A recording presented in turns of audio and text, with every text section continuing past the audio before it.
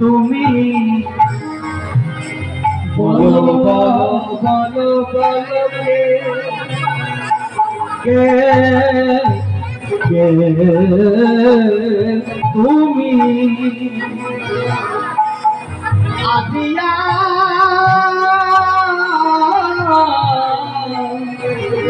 সারালে দারে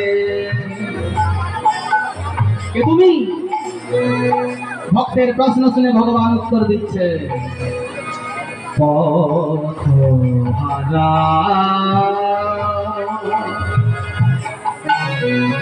পথি আমি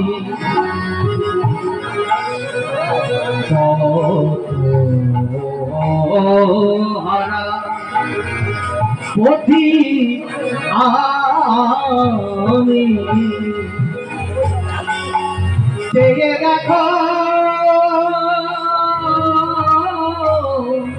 কেন কি মরে ভালোকে তুমি বলো বলো বলো বলো কে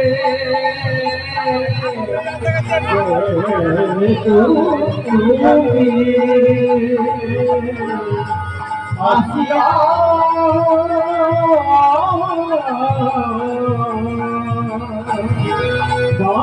দয়ালে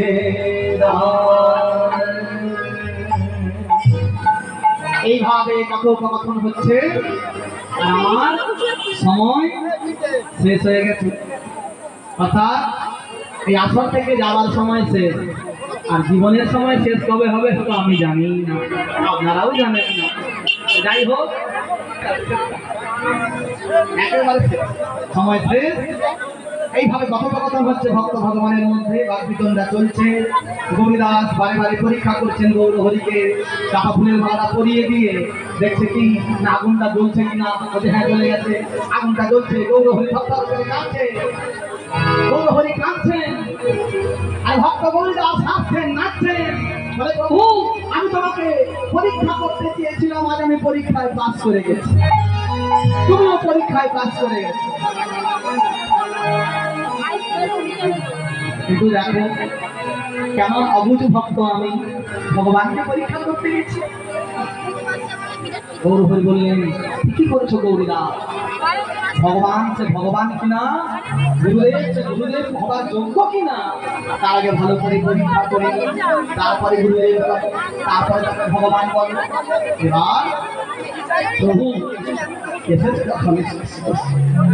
ছিল ঘরে কিছুই নাই, গৌরীদাস তো সাধু সঙ্গে ছিল, বই লাগিল কিছুই নাই, গাড়ি নাই, ভিড় নাই, থালা নাই, চাটু নাই, চঙা নাই, আসন নাই, কলসি নাই, গাড়ু নাই, গ্যালাস নাই, বাটি নাই। সন্ন্যাসীকে থাকবে আপনি আর পত্নী, হয়ে গেল। কিছুই নাই, আসন নাই, কুশ কাটা ছিল, কুশ গঙ্গার ধারে তো অনেক কুশ পাওয়া যায়, কুশ কাটা হয়েছিল, সেই কুশকে এনে বিছিয়ে দিয়ে বসো। যেমন ভক্ত আর তেমনি ভগবান, ভক্ত বসাচ্ছে ভগবানকে আজকে কুশের আসনে, ভগবান অবলীলায় বসে পড়লেন। এই না হলে ভগবান, এই না হলে তিনি পতিত পাবন, এমনি এমনি বলে না। এবার বসিয়ে দিয়ে কি করবে? চরণ ভৌত করতে হবে। আমি চরণ ভৌতের কাজটা আমার ভাইয়ের উপরে দিয়ে যাই, সময় শেষ হয়ে গেছে। আমার ভাই গৌরহরিকে বসিয়ে দিয়েছি, নিত্যানন্দকে বসিয়ে দিয়েছি, আমার ভাই এসে গেছে। সে চরণ ভৌত করে সেখান থেকে শুরু করবে আগামী যত কাজ। নিতাই গৌর হরি গো, হরি গো, হরি গো,